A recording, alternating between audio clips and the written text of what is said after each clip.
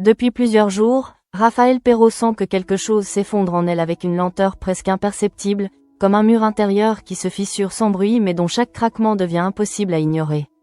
Longtemps, elle s'est accrochée à l'idée que les soupçons visant Brice relevaient d'une exagération, d'une interprétation biaisée ou d'une rivalité professionnelle déguisée en scandale moral. Elle a rationalisé, contextualisé, minimisé, persuadée qu'elle connaissait l'homme avec lequel elle partage sa vie. Pourtant, les paroles de Martin Constant résonnent désormais autrement dans son esprit, moins comme une hypothèse d'enquête que comme une mise en garde lucide. Lorsque Martin évoque Alicia, l'ancienne compagne de Brice, Raphaël ressent un trouble qu'elle ne parvient plus à étouffer. Ce prénom, qui jusque-là ne représentait qu'un élément périphérique du dossier, devient soudain le centre d'une inquiétude plus vaste. Elle comprend que son refus d'y croire relevait davantage de la peur que de la conviction. Peur de voir s'écrouler l'image d'un mari brillant, cultivé, admiré par ses pairs et encensé par les médias. Peur surtout d'admettre qu'elle aurait pu être aveugle face à une mécanique de manipulation dont elle défend pourtant les victimes au quotidien dans son travail d'avocate. Pendant que Raphaël lutte contre ses propres résistances, Martin et Aurore Jacob poursuivent méthodiquement leurs investigations. Ils tentent de joindre plusieurs anciennes compagnes de Brice dans l'espoir d'obtenir des témoignages capables d'étayer leurs soupçons. Chaque échange suit le même schéma, un silence tendu, une voix qui hésite, puis un refus poli mais ferme de s'impliquer davantage. Aurore interprète ces réactions comme le signe d'une emprise persistante, une forme de contrôle coercitif qui continue d'agir même après la rupture, laissant derrière elle une peur diffuse et durable. Martin encaisse ses échecs successifs avec une détermination froide, conscient que l'absence de paroles officielles fragilise considérablement le dossier, d'autant plus que des pressions institutionnelles commencent à se faire sentir. Sébastien Perrault, en tant que magistrat et père protecteur, informe sa fille que le préfet envisage d'écarter Martin de l'affaire afin d'éviter toute accusation de partialité. Cette annonce agit sur Raphaël comme un révélateur supplémentaire de la puissance dont Brice semble disposer dans l'espace public. L'homme qu'elle côtoie chaque jour apparaît désormais comme un stratège capable d'influencer l'opinion et de retourner les soupçons en victimisation maîtrisée. L'idée qu'il puisse se sentir intouchable, soutenu par les médias et protégé par son image d'intellectuel respectable, commence à s'imposer à elle avec une clarté inquiétante. Cette impression se confirme lorsqu'elle assiste indirectement à l'interview que Brice accorde à la presse sur le campus universitaire. Face aux caméras, il adopte un ton mesuré, évoquant les accusations avec une distance élégante et glissant subtilement que Martin pourrait être influencé par une jalousie personnelle. L'insinuation est suffisamment ambiguë pour semer le doute sans jamais formuler d'accusation frontale. Puis, au moment où l'attention médiatique atteint son paroxysme, Brice simule un malaise en plein entretien, laissant croire à un homme accablé par la pression et l'injustice. Le geste est calculé avec une précision troublante. Il s'assoit, ferme les yeux un instant, se laisse entourer par l'inquiétude générale, transformant la suspicion en compassion. Conduit à l'hôpital, il est pris en charge par Chloé Delcourt, tandis que William Donnier constate une tension artérielle élevée et lui recommande du repos ainsi qu'un traitement anxiolytique, assorti d'un conseil d'arrêt de l'alcool. Brice adopte une posture docile et vulnérable, renforçant l'image d'un homme éprouvé par des accusations qu'il présente comme infondées. Aux yeux de l'extérieur, il incarne désormais la victime d'une campagne injuste, et cette inversion des rôles renforce encore la solitude intérieure de Raphaël. Plus tard, lorsqu'elle retrouve Brice dans la salle des professeurs, elle choisit délibérément de masquer ses doutes derrière une façade rassurante. Elle lui laisse entendre qu'elle est convaincue que Martin finira par reconnaître son innocence, jouant ainsi un double jeu dont elle mesure la dangerosité. Brice, concentré sur la rédaction de la préface de son nouveau livre, semble absorbé par son travail, mais son regard attentif laisse deviner qu'il analyse chaque nuance du comportement de son épouse. Lorsque Brice quitte momentanément la pièce pour un rendez-vous avec le doyen, laissant son ordinateur ouvert, Raphaël ressent une impulsion irrépressible de vérifier par elle-même ce que personne ne parvient à établir officiellement. Elle s'installe devant l'écran avec la conscience aiguë de franchir une limite, tant sur le plan moral que conjugal. La recherche du nom d'Alicia devient presque instinctive, comme si ce prénom contenait la clé d'une vérité qu'elle redoute autant qu'elle désire découvrir. La découverte d'un fichier protégé par mot de passe renforce son intuition que quelque chose est dissimulé. Convaincue que la procédure de récupération lui enverra un lien par courrier électronique, elle déclenche la réinitialisation sans anticiper que la notification sera transmise directement par SMS au téléphone de Brice. Ce détail technique, apparemment anodin, constitue pourtant l'erreur qui va tout compromettre. Au moment précis où la demande est enregistrée, le téléphone de Brice vibre, l'informant qu'une tentative de modification du mot de passe vient d'être effectuée. Le professeur comprend immédiatement qu'une intrusion a eu lieu et que le cercle de suspicion s'est resserré autour de lui. Lorsqu'il regagne la salle des professeurs, Raphaël a déjà refermé l'ordinateur et tente de reprendre une attitude naturelle. Cependant, le silence qui s'installe entre eux n'a plus rien d'innocent. Brice consulte l'historique des recherches et découvre la trace explicite du mot « Alicia », preuve irréfutable que sa femme a fouillé dans ses dossiers. Son visage demeure impassible, mais la rigidité de son regard trahit une prise de conscience brutale. Raphaël n'est plus dans le déni, et la défiance a désormais pénétré l'espace intime de leur couple. Sans éclat de voix ni confrontation immédiate, un rapport de force nouveau s'installe, chargé d'une menace diffuse. À cet instant précis, Raphaël ignore encore l'ampleur du danger dans lequel elle vient de se placer, mais le silence lourd qui s'abat sur la salle annonce déjà une escalade inévitable. Le silence qui suit la découverte de l'historique par Brice n'a rien d'anodin, car il s'installe comme une matière épaisse entre lui et Raphaël, transformant l'air même de la salle des professeurs en un espace saturé de méfiance. Il ne prononce aucun reproche immédiat, ne formule aucune accusation, et cette absence de réaction frontale rend la situation encore plus inquiétante. Raphaël, qui connaît désormais la capacité de son mari à contrôler ses émotions en public, perçoit derrière son immobilité une activité mentale intense, presque clinique, comme s'il évaluait déjà la meilleure manière de retourner la situation à son avantage. Brice adopte alors une stratégie qui lui est familière. Il continue à travailler, feint la normalité, engage même une conversation banale sur un point administratif afin de dissoudre toute tension apparente. Cette maîtrise du décor psychologique déstabilise Raphaël, car elle comprend que l'homme qui se tient devant elle ne se contente pas de se défendre, mais qu'il analyse, qu'il anticipe et qu'il ajuste son comportement en fonction des menaces perçues. L'idée qu'il puisse avoir compris l'étendue de ses soupçons la traverse comme un frisson glacé, et elle mesure soudain que son initiative impulsive a peut-être précipité un face-à-face dont elle n'est pas prête à assumer les conséquences. Dans le même temps, Martin Constant tente de consolider un dossier qui se fragilise à mesure que les refus de témoignages s'accumulent. Chaque appel infructueux renforce l'hypothèse d'un contrôle coercitif exercé par Brice sur ses anciennes compagnes, mais sans déclaration officielle, cette intuition reste juridiquement inexploitable. Aurore Jacob partage l'analyse de son supérieur et souligne que l'emprise psychologique ne laisse pas de traces visibles, ce qui rend la démonstration judiciaire particulièrement complexe. Tous deux savent que le temps joue contre eux, d'autant plus que l'intervention du préfet laisse planer la menace d'un retrait forcé de Martin, ce qui compromettrait la cohérence de l'enquête. À l'hôpital, l'épisode du malaise de Brice continue de produire ses effets. Chloé Delcourt, en tant que professionnelle de santé, s'est contentée d'appliquer les protocoles nécessaires, mais elle n'ignore pas que la scène a été largement relayée dans les médias locaux. William Donnier, en prescrivant du repos et des anxiolytiques, n'a vu qu'un patient sous tension, sans imaginer que cet état puisse être instrumentalisé pour alimenter un récit victimaire. La compassion suscitée par cet incident contribue à renforcer l'image d'un homme accablé par des accusations injustes, et Raphaël constate avec amertume que la stratégie de communication de son mari s'avère redoutablement efficace. Alors qu'elle tente de reprendre ses repères, Raphaël ressent un isolement grandissant. Elle ne peut partager pleinement ses doutes ni avec son père, dont la position institutionnelle impose une réserve prudente, ni avec Martin, dont l'implication dans l'affaire pourrait être interprétée comme une influence déplacée sur son jugement personnel. Cette solitude renforce son impression d'être prise dans un étau, coincée entre son rôle d'épouse, sa conscience professionnelle et la peur d'avoir déclenché un mécanisme qu'elle ne contrôle plus. Parallèlement, un autre couple traverse une période charnière, mais dans une dynamique radicalement différente. Soraya Bédiard et Gabriel abordent la question de l'adoption avec une sincérité fragile, consciente des obstacles administratifs et émotionnels qui les attendent. Gabriel, déterminé à obtenir l'agrément nécessaire, envisage sérieusement un déménagement afin de disposer d'une chambre dédiée à un futur enfant, montrant par ce geste concret qu'il est prêt à réorganiser sa vie pour concrétiser leur projet commun. Cette perspective d'engagement à long terme contraste fortement avec la défiance qui s'installe chez Raphaël, offrant un miroir inversé entre un couple qui se construit et un autre qui se fissure. Soraya, de son côté, se confie à Nord au sujet des résultats médicaux de Gabriel et de son désir profond de devenir mère, même si elle sait que le parcours d'adoption est long et semé d'incertitudes.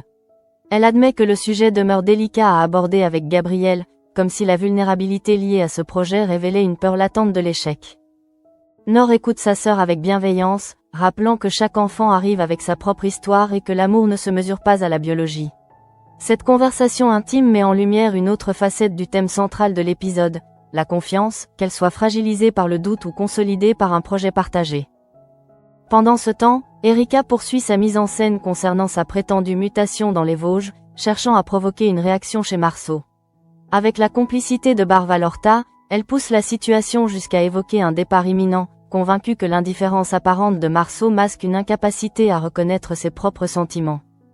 Lorsque celui-ci comprend finalement que l'annonce n'était qu'une manœuvre destinée à lui faire prendre conscience de son comportement, il réalise qu'il a été manipulé à son tour, mais cette manipulation vise paradoxalement à restaurer une forme d'authenticité dans leur relation. Cette intrigue secondaire souligne, par contraste, la différence entre une stratégie employée pour révéler des sentiments et une autre utilisée pour dissimuler la vérité. Revenant à la salle des professeurs, la tension entre Raphaël et Brice continue de se densifier sous une apparente normalité.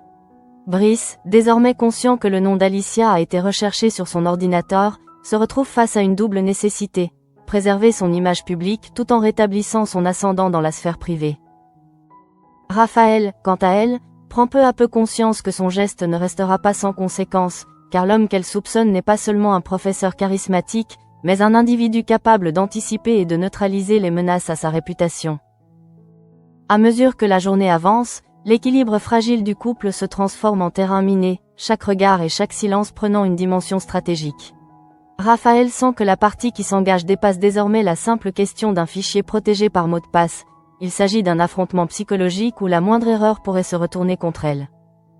Dans cette atmosphère lourde de non-dits, l'impression qu'elle se trouve en danger cesse d'être une intuition abstraite pour devenir une possibilité tangible, prête à se concrétiser au moindre faux pas. Au fil des heures, la tension entre Raphaël et Brice cesse d'être un simple malaise diffus pour devenir une ligne de fracture clairement perceptible, même si elle reste invisible aux yeux des autres. Brice, fort de son assurance publique et de l'élan de sympathie suscité par son malaise médiatisé, adopte une attitude mesurée, presque bienveillante, qui rend toute confrontation frontale impossible.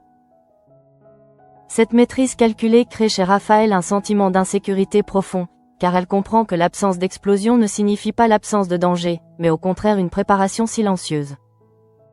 Brice choisit de ne pas évoquer immédiatement la tentative d'accès à son ordinateur, préférant installer une atmosphère d'observation mutuelle. Il multiplie les gestes anodins, les attentions apparemment sincères, comme pour rappeler qu'il demeure le mari attentif que tous admirent. Cette stratégie subtile vise à déstabiliser Raphaël, en la plaçant dans une position où le doute peut facilement se retourner contre elle-même. Plus il se montre calme, plus elle se demande si elle n'a pas exagéré, si son initiative n'a pas été guidée par une peur irrationnelle alimentée par l'enquête. Cependant, la découverte du nom « Alicia » dans l'historique ne peut être effacée. Brice sait désormais que le cercle intime est fissuré, et cette connaissance lui offre un levier supplémentaire. En reprenant l'initiative sur le plan narratif, il renforce son discours public d'homme injustement suspecté, tout en évaluant comment contenir la menace domestique que représente désormais la lucidité de Raphaël.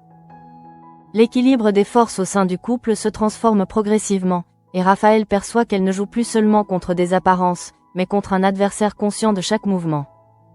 Du côté de l'enquête, la pression politique s'intensifie. Martin Constant reçoit des signaux de plus en plus explicites laissant entendre qu'un dessaisissement pourrait être envisagé si l'affaire continue de fragiliser l'image institutionnelle. Aurore Jacob, lucide, comprend que la mise en avant médiatique de Brice complique leur tâche, car toute initiative risquant d'être interprétée comme une chasse aux sorcières serait exploitée contre eux. L'absence de témoignages formels les contraint à travailler sur des éléments indirects, des indices comportementaux, des incohérences qui, bien que troublantes, restent difficiles à traduire en charges juridiques solides. Raphaël, quant à elle, se retrouve dans une position paradoxale. Elle est à la fois épouse d'un homme soupçonné et fille d'un magistrat soumis aux équilibres institutionnels. Cette double appartenance accentue son isolement, car chaque décision qu'elle prend peut être interprétée comme une prise de parti. Elle comprend que sa tentative de fouille numérique, loin de clarifier la situation, a peut-être accéléré une confrontation dont elle ignore encore les contours. L'idée qu'elle ait alerté Brice sur ses soupçons lui donne le sentiment d'avoir perdu l'effet de surprise, un atout essentiel face à quelqu'un qu'elle commence à percevoir comme stratégiquement redoutable. En parallèle, l'intrigue autour de Soraya et Gabriel offre un contraste marqué avec cette dynamique de suspicion. Gabriel, déterminé à concrétiser leur projet d'adoption, poursuit les démarches avec un sérieux qui témoigne de sa volonté d'inscrire leur relation dans une stabilité durable. La perspective d'un déménagement pour répondre aux exigences administratives révèle son engagement concret, et Soraya mesure l'ampleur du sacrifice qu'il est prêt à consentir. Ce projet commun, loin d'être une simple formalité, devient un symbole de confiance mutuelle, chaque décision renforçant la solidité de leur couple.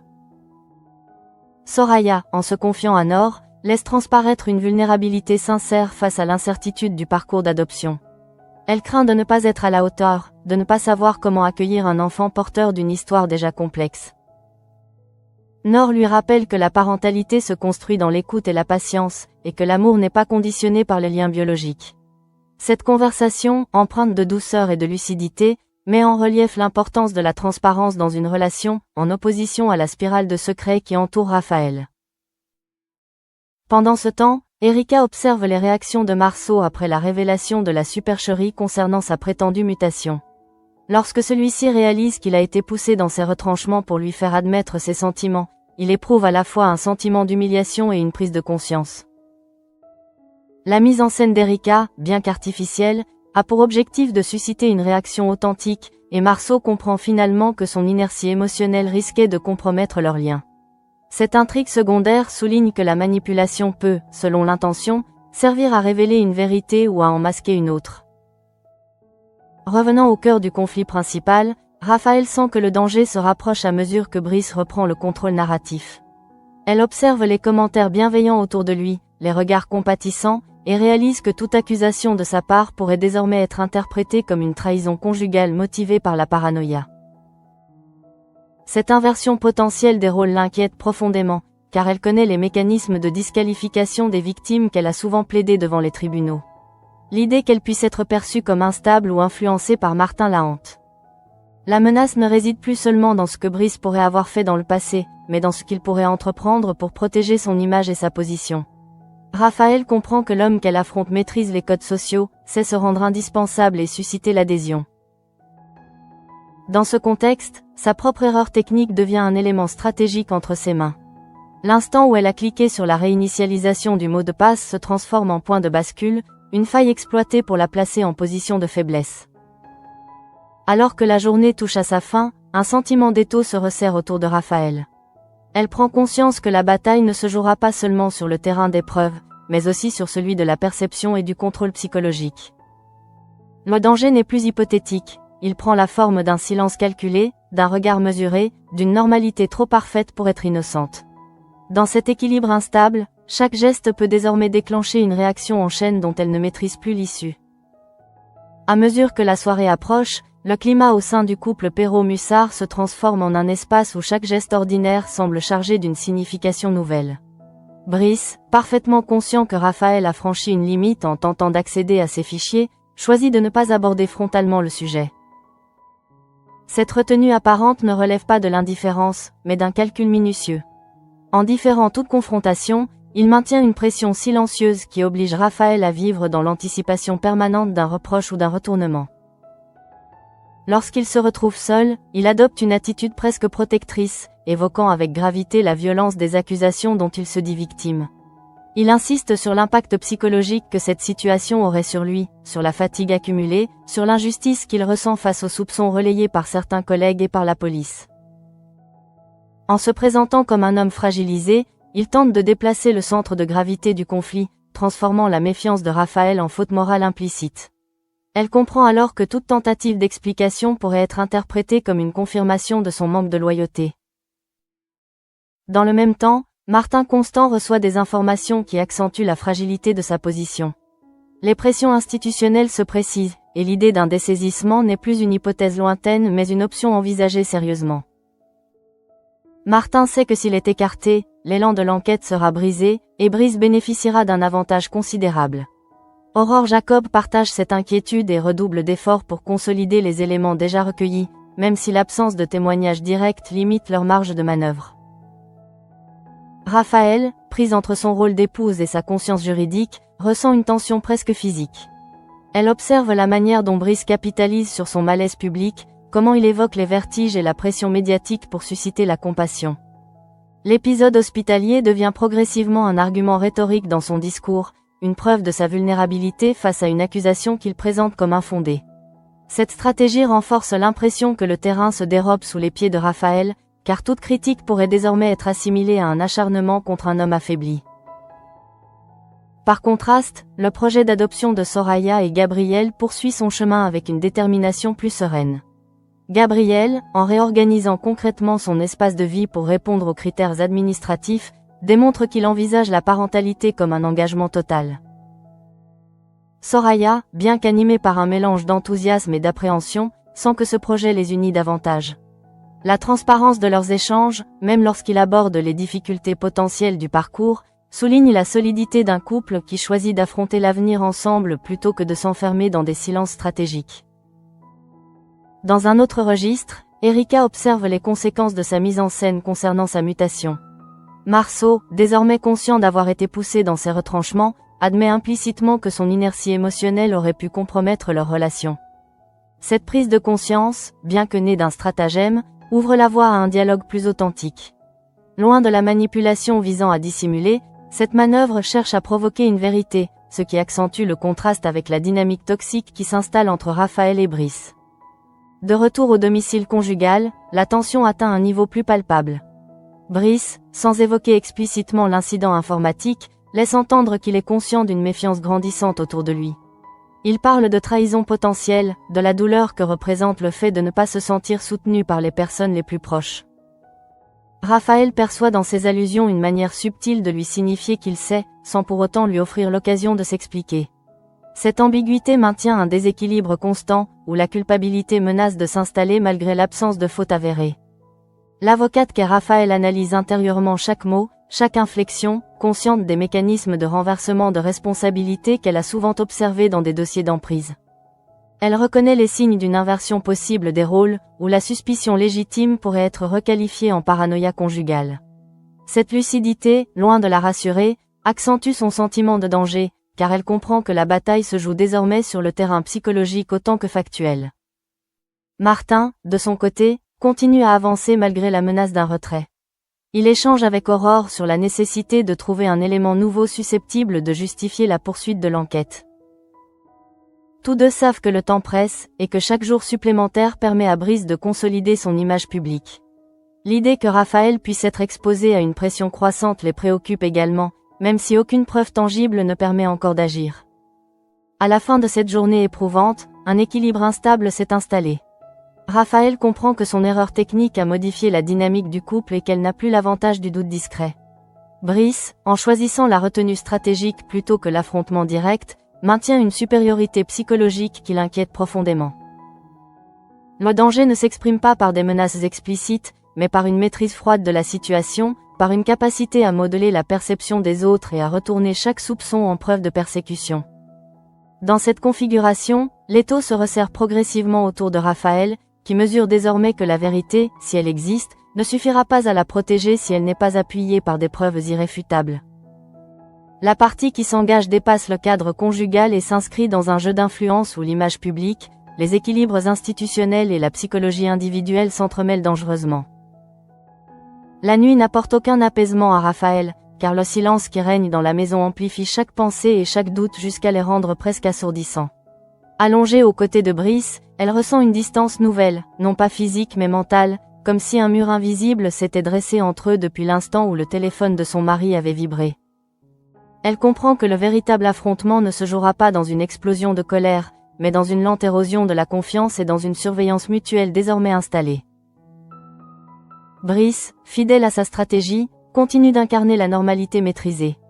Il évoque avec calme les retombées médiatiques de son malaise, souligne la violence des insinuations proférées contre lui et insiste sur la nécessité de préserver leur unité face à l'extérieur. Cette insistance sur la solidarité conjugale prend une dimension ambiguë, car elle sonne à la fois comme une demande de soutien et comme un rappel implicite de loyauté. Raphaël perçoit que toute dissidence pourrait être interprétée comme une trahison, et cette perspective renforce son sentiment d'isolement. Au commissariat, Martin Constant reçoit des informations confirmant que la hiérarchie envisage sérieusement de le dessaisir de l'affaire si aucune avancée concrète n'est présentée rapidement. Cette menace institutionnelle ajoute une pression supplémentaire à une enquête déjà fragile. Aurore Jacob, consciente de l'importance de préserver la continuité du dossier, propose de revoir méthodiquement chaque élément recueilli, dans l'espoir de déceler une incohérence exploitable. Tous deux savent que sans témoignage direct, ils devront s'appuyer sur des faits matériels et des recoupements précis pour justifier la poursuite des investigations. Raphaël, de son côté, commence à mesurer l'ampleur du risque qu'elle a pris en déclenchant la réinitialisation du mot de passe. Elle sait que Brice n'a pas oublié cet incident, même s'il ne l'a pas mentionné explicitement. Son silence devient un outil de contrôle, car il laisse planer l'incertitude sur le moment où il décidera d'aborder le sujet. Cette attente permanente crée une tension psychologique qui l'empêche de se sentir en sécurité dans son propre foyer. Elle réalise que la véritable menace ne réside pas dans une confrontation immédiate, mais dans la possibilité d'une riposte différée et calculée. Pendant ce temps, Soraya et Gabriel poursuivent leur démarche avec une énergie nouvelle. Gabriel évoque les ajustements pratiques nécessaires pour accueillir un enfant, allant jusqu'à envisager un déménagement afin de répondre aux exigences administratives. Cette projection vers l'avenir consolide leur relation et offre une image de stabilité en contraste avec la fragilité du couple formé par Raphaël et Brice. Soraya, bien qu'émue par la détermination de Gabriel, ne peut s'empêcher de ressentir la responsabilité immense que représente l'accueil d'un enfant portant déjà son propre passé. Leur dialogue, empreint de franchise, témoigne d'un engagement fondé sur la transparence et la confiance mutuelle. Dans un autre registre, Erika et Bar observent les effets de leur stratagème sur Marceau. Après avoir compris que la mutation annoncée n'était qu'une mise en scène, Marceau réalise que son manque de réaction aurait pu être interprété comme un désintérêt. Cette prise de conscience ouvre la voie à une communication plus honnête entre eux, même si l'orgueil blessé persiste. Cette intrigue secondaire met en lumière l'idée que la confrontation, lorsqu'elle est assumée, peut conduire à une clarification, alors que le silence stratégique de Brice produit l'effet inverse. À mesure que les heures passent, Raphaël se retrouve confronté à un dilemme croissant. Continuer à observer et attendre une erreur de Brice, ou chercher activement d'autres preuves au risque d'aggraver la situation. Elle sait que toute initiative supplémentaire pourrait être détectée et utilisée contre elle, mais l'inaction lui paraît tout aussi dangereuse. Cette hésitation permanente accentue son sentiment d'étau, car elle ne dispose plus d'aucune marge confortable entre prudence et détermination. Martin, quant à lui, refuse de céder à la pression hiérarchique sans avoir épuisé toutes les pistes. Il partage avec Aurore l'intuition que le comportement de Brice, au-delà des accusations formelles, révèle une maîtrise trop parfaite de son image pour être innocente. Cependant, cette intuition doit être traduite en éléments concrets, et le temps manque. La possibilité que l'affaire soit retirée de ses mains représente non seulement un revers professionnel, mais aussi un danger potentiel pour Raphaël si aucune surveillance policière ne subsiste. À la fin de cette séquence, une évidence s'impose progressivement. L'erreur de Raphaël n'a pas seulement alerté Brice sur ses soupçons, elle a déclenché un réajustement stratégique de sa part.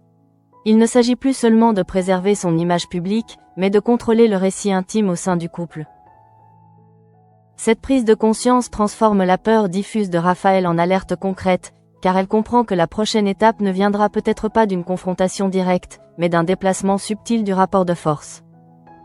Dans cet équilibre instable, chaque décision à venir pourra faire basculer la situation, soit en exposant la vérité, soit en renforçant l'emprise d'un homme qui semble déterminé à ne rien laisser au hasard.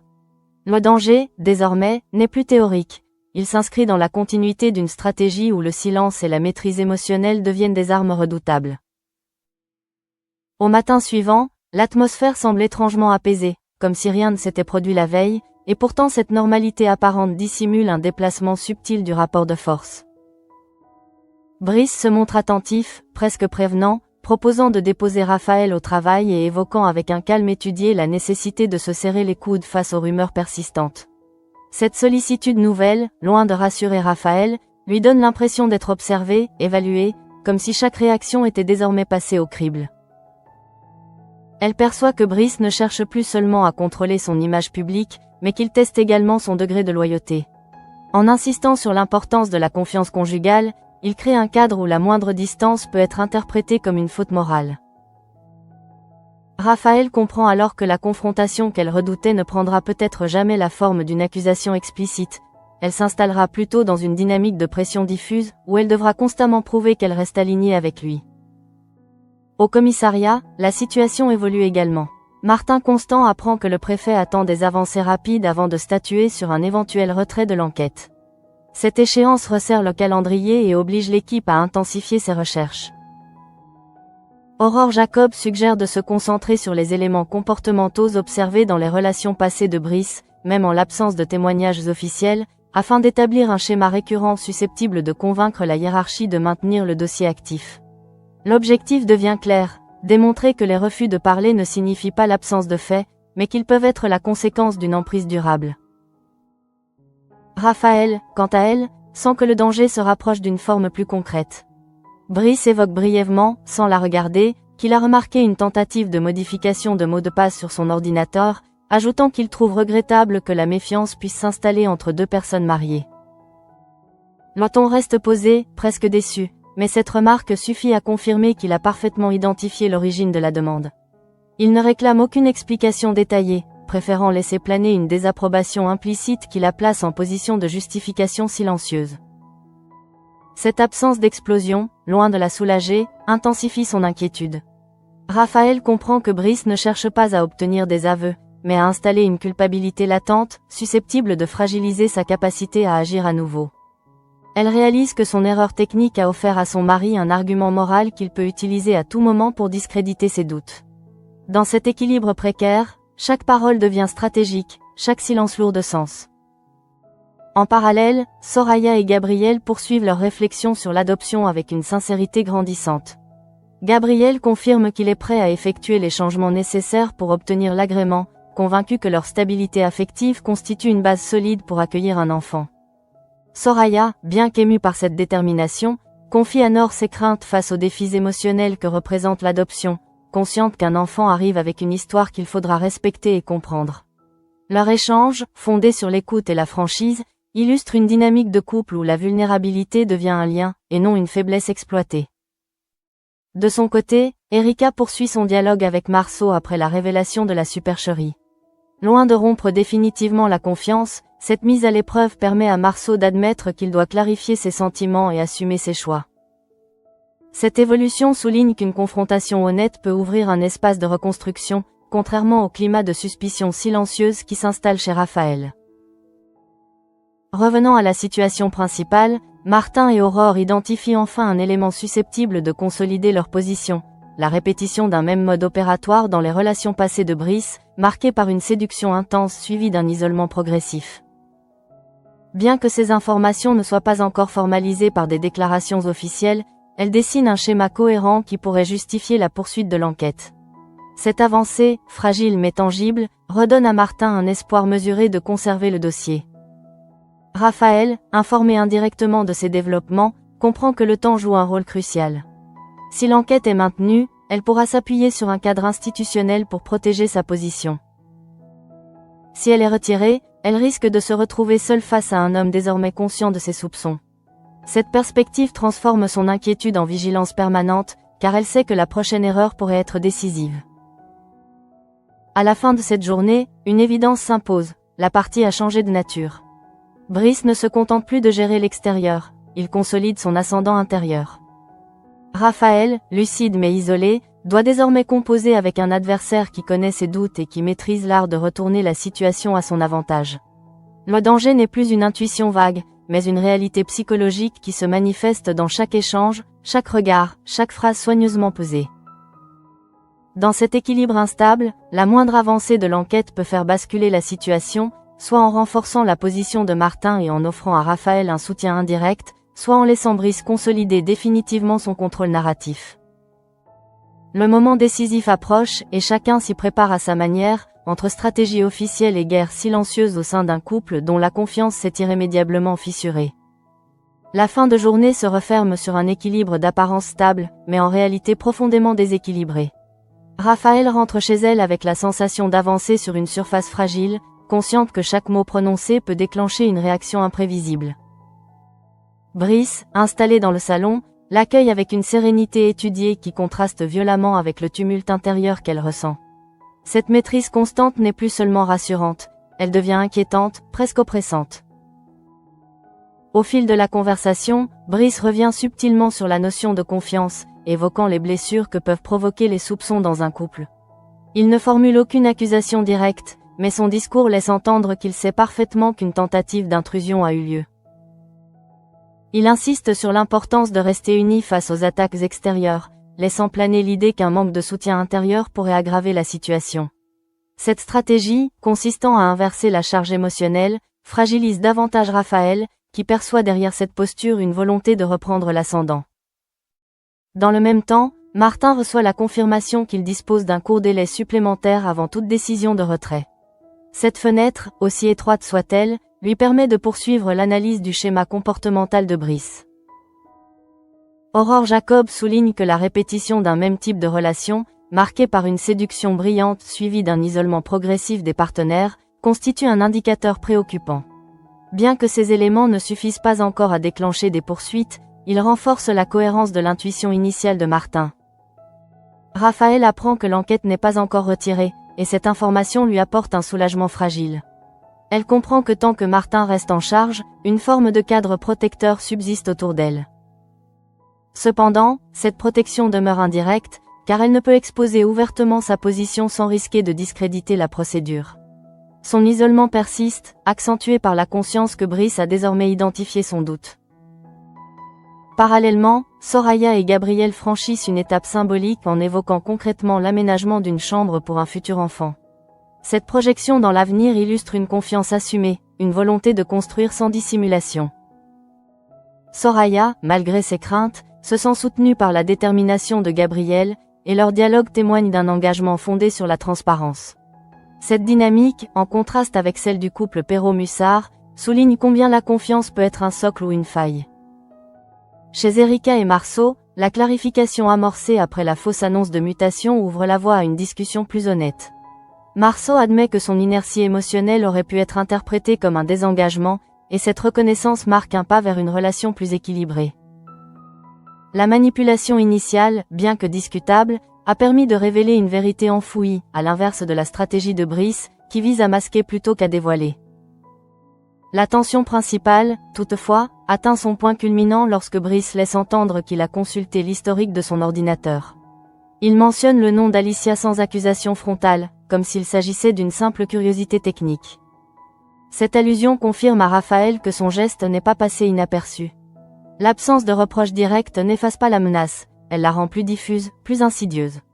Brice démontre ainsi qu'il contrôle non seulement les faits, mais aussi le rythme auquel ils sont révélés.